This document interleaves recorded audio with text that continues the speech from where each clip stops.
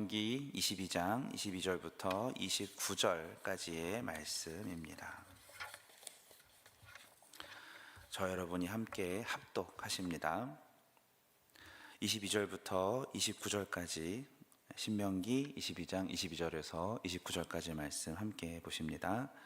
어떤 남자가 유부녀와 동침한 것이 드러나거든 그 동침한 남자와 그 여자를 둘 다 죽여 이스라엘 중에 악을 제할지니라.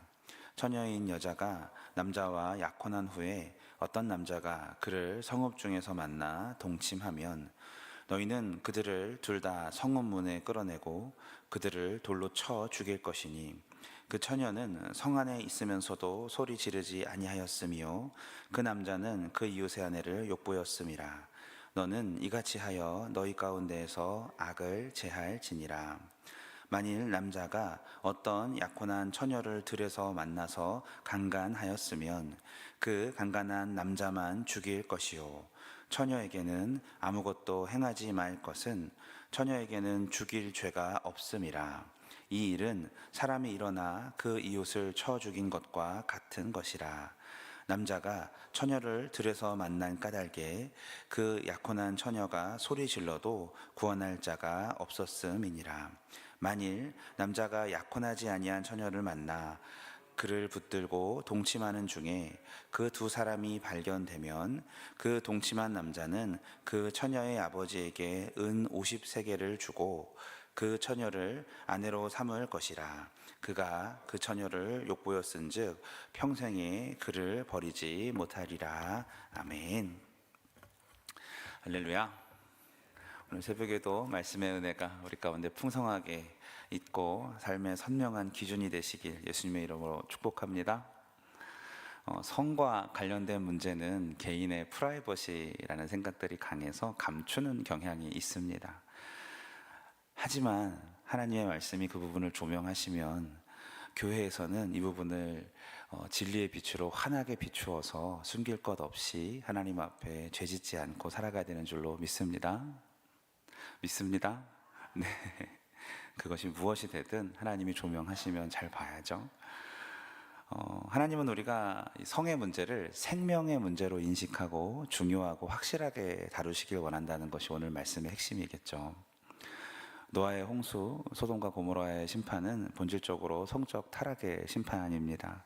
얼마나 하나님께서 마음이 아프셨는지 지으신 것을 후회하실 정도로 지면에서 이 땅의 인간들을 싹 쓸어버리겠다 결단하실 정도로 그 정도로 하나님께서 마음이 힘드셨습니다.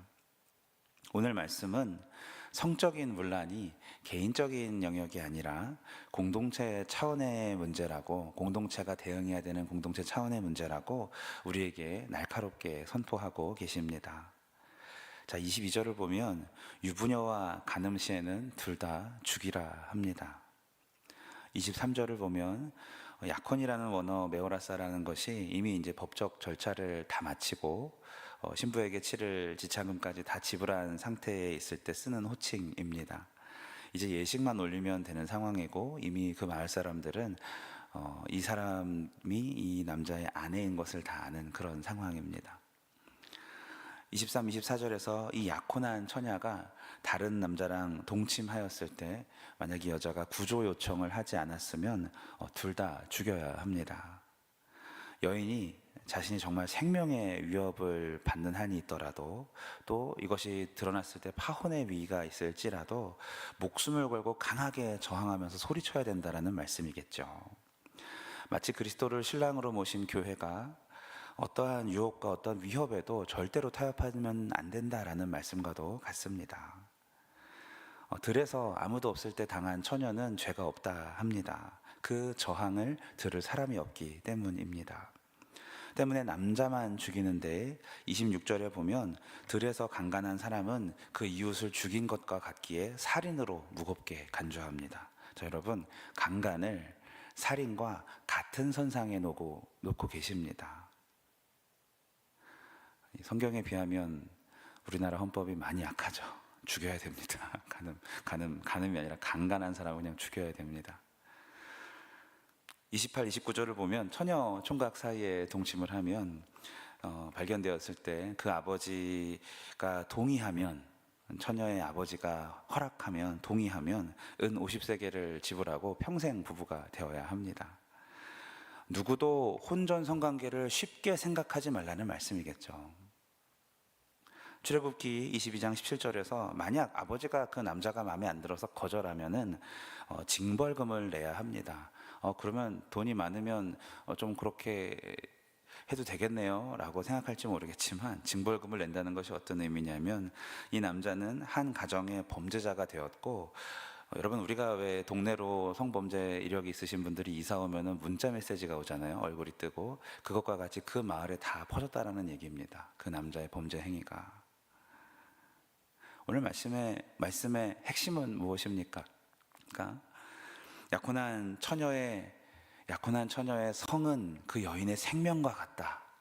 그렇죠? 그리고 강간한 남자도 죄값을 목숨으로 치러야 하는 강간 자체가 생명을 빼앗는 일과 같다라고 가르치고 계십니다. 혼 전에 청년들 사이에서 이런 성에 대한 부담감과 의지를 가지고 간절하게 또 강력하게 지켜야 된다라는 말씀이시고, 또 혼전 성관계는 그래서 하나님께서 엄하게 금지하신 조항입니다.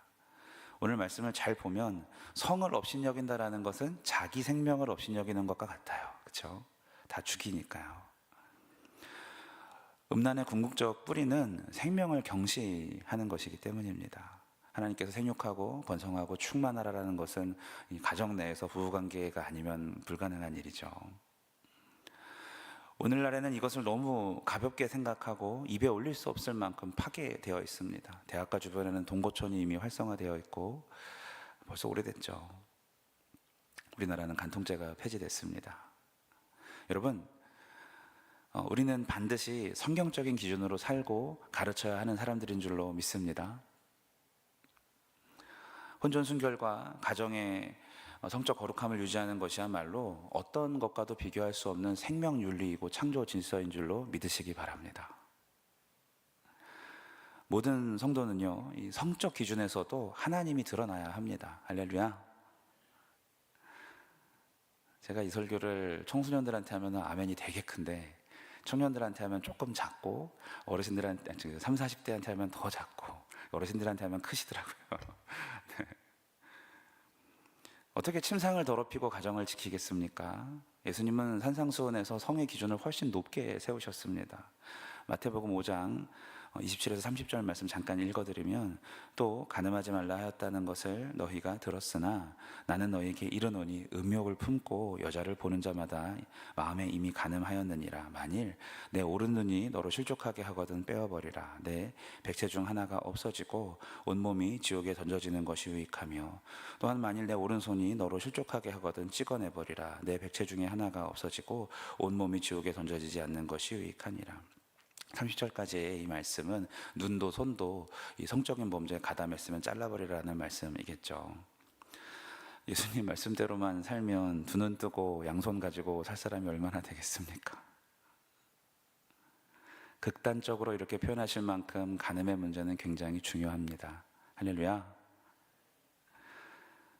하나님이 참 사랑하시는 우리 성결 가족 여러분, 아무리 사회적인 기준들이 다 무너졌을지라도 우리는 성경대로 살아야 되는 줄로 믿습니다. 혹시 넘어진 분이 계시다면 시간이 오래 지났을지라도 하나님 앞에 이 문제로 엎드려 보시고, 안 엎드려 보셨다면 엎드려 보시고, 모든 것을 아시는 하나님 앞에 정직하게 회개하시고 하나님과 사람에게 용서 받으시길 바랍니다. 또한 이것을 자녀들에게 어떻게 가르칠까요? 이 영적으로 뿐만 아니라 관계적으로도 육체적으로도 음란한 세대를 어떻게 교육해야 할까요? 어떻게 이길 수 있을까요? 여러분, 먼저 자녀, 손자들의 성적인 거룩함을 위하여서 깊이 있게 기도하시길 바랍니다. 스스로 기도할 줄 모르면 우리가 해줘야 되지 않겠습니까? 또한 그런 상태에서 사랑이 가득할 때 솔직하게 얘기해 볼 수 있는 정도의 관계가 먼저 되시길 바랍니다.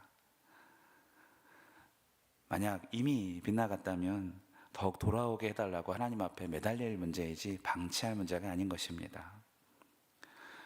예수님께서 가늠한 여인을 나도 정죄하지 않노라 하였던 것은 가늠한 사람에게 하신 말씀입니다.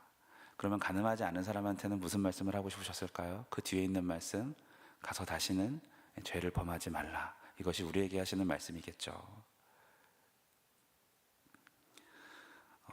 정죄하지 않은 것에만 포인트를 맞추지 마시고 죄를 범하지 않길 바라신 하나님의 마음에 포인트를 맞추시길 바랍니다. 우리와 우리 가문이 성적인 거룩에 대해서 확고하고 또 말씀의 기준으로 살아내시면서 거룩한 자손들이 계속해서 번성해가는 우리 모두가 되시길 예수님의 이름으로 축원합니다. 네, 기도합니다. 하나님, 성경에 나오는 말씀을 있는 그대로 날 것으로 우리가 마음에 새겼습니다. 주님, 세상의 기준이 아니라 하나님의 기준으로 말씀하신 그대로를 새기고 살아가는 우리가 될 수 있도록 도와주시옵소서. 보이지 않는 은밀한 곳에서 무너진 사람이 하나님 앞에서 밝은 곳에서 사역한들 하나님께서 얼마나 영광을 받으시겠습니까? 주님, 각자 개개인의 은밀한 부분까지도 주님 앞에서 정직하게 돌아보게 하시니 감사합니다. 하나님 앞에 온전히 순종한다는 것이 무엇인지 하나님 홀로 있을 그 시간에도 하나님 생각할 수 있게 하시니 감사합니다. 주님, 우리가 은밀하게 다가오는 것들에 대하여서 단호하게 대처할 수 있는 지혜와 능력을 더하여 주시고, 이미 넘어진 자들에게 하나님께서 긍휼과 은혜를 베푸셔서 돌아올 수 있고 회복할 수 있는 기회를 더하여 주시며, 사랑하는 우리 다음 세대들에게 성적인 기준이 명확한 거룩한 세대로 자라날 수 있는 하나님 그러한 스승들로 저희들을 삼아 주시옵소서. 예수님의 이름으로 기도합니다. 아멘. 주신